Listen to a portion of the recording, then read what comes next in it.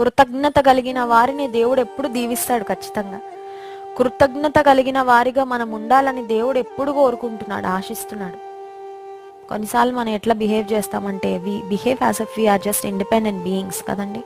అసలు ఎవరి ఇది లేకుండా నేను ఇంతవరకు వచ్చేసాను, ఇలా బ్రతికేస్తున్నాను, నాకెవరితో ఏ సంబంధం లేదు, నాకేదో ర్యాండమ్గా అలా అన్నీ వచ్చేస్తున్నాయి, అన్నీ సమకూడిపోతున్నాయి, నేను ఇలా పెరిగిపోయాను, ఇలా మంచిగా బ్రతికేస్తున్నాను అన్నట్లుగా ఉంటుంది మన ధోరణి.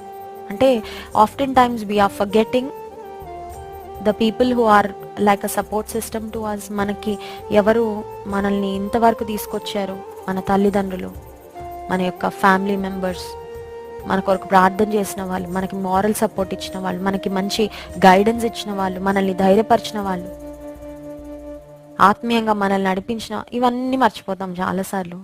And we behave as if we're independent beings.